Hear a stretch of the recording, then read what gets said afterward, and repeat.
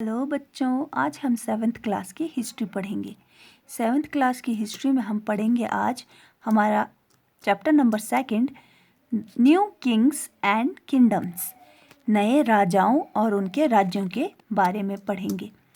हम पहले जान लेते हैं ये किंगडम क्या होता है। किंगडम का मतलब होता है राज्य। A country that is ruled by a king और अ क्वीन। एक ऐसा देश जहाँ पर रूल किसका चलता है, राजा का या फिर रानी का। अगला हम पढ़ते हैं, अगला वर्ड है डायनासिटी। ये डायनासिटी क्या होता है? ये होता है a series of ruler who were from the same family. Series का मतलब होता है श्रृंखला। इसको आप एक चेन भी कह सकते हो, ये एक चेन होती है, ठीक है। अ सीरीज ऑफ रूलर, एक ऐसे रूलर यानी राजाओं की सीरीज होती है, चेन होती है जो एक फैमिली से होते हैं।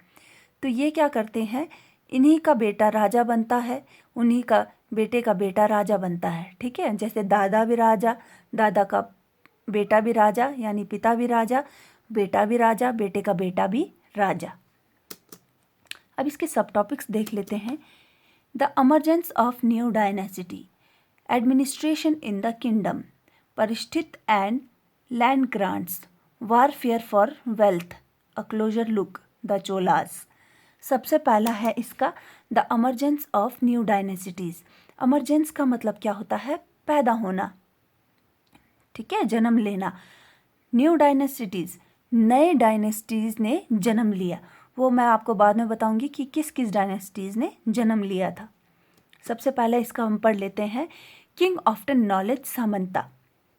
राजाओं ने क्या किया, जो लैंडलॉर्ड्स थे उनको सामंत बना दिया, ठीक है, और उन्हें पावर्स दी। वो पावर्स हम बाद में पढ़ेंगे। They bring gifts for the king, और वो राजा को तोहफे देने लगे, कीमती कीमती और बड़े बड़े तोहफे दिए उन्होंने राजाओं को, तो राजा खुश होकर उन्हें पावर देने लगे। और राजाओं को मिलिट्री सपोर्ट भी देते थे, ठीक है। जो ये सामंता थे उन्होंने राजाओं को मिलिट्री सपोर्ट भी देना शुरू कर दिया। सामंताज गेंड पावर एंड वेल्थ।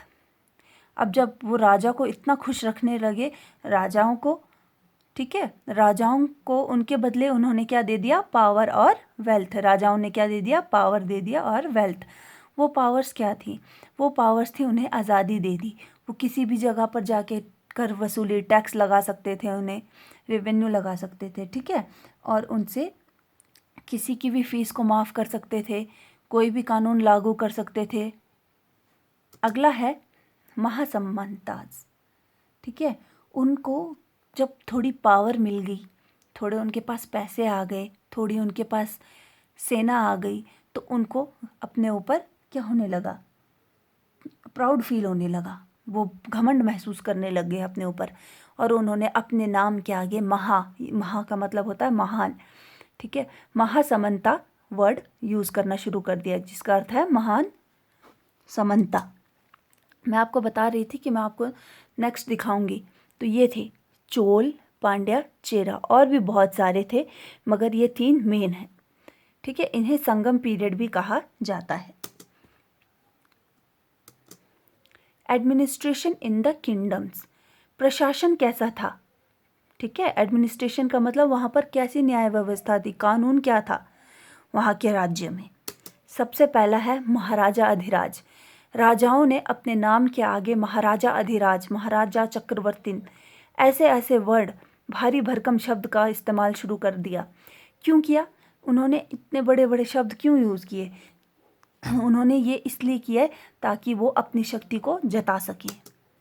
दूसरा है रेवेन्यू फ्रॉम ट्रेडर्स। जो भी व्यापारी आते थे, व्यापार करते थे, उनसे भारी लगान लिया जाता था, कम से कम डबल लगान लिया जाता था। Constructions of temple and forts, और उन्होंने बहुत ज़्यादा मात्रा में टेम्पल्स, मंदिर बनाए, और फोर्ट्स यानी किले बनाए। मैं आपको ये बता दूं, फोर्ट्स किस लिए बनाए जाते हैं? ये इसलिए बनाए जाते हैं ताकि हम युद्ध में क्या करें, ताकि हम युद्ध में अपना बचाव कर सकें, ठीक है। The functionaries of collecting revenue, और उन्होंने पहले देखा कि ट्रेडर से ही रेवेन्यू लिया जाता है, तो वो मुनाफा किससे कमा रहे हैं?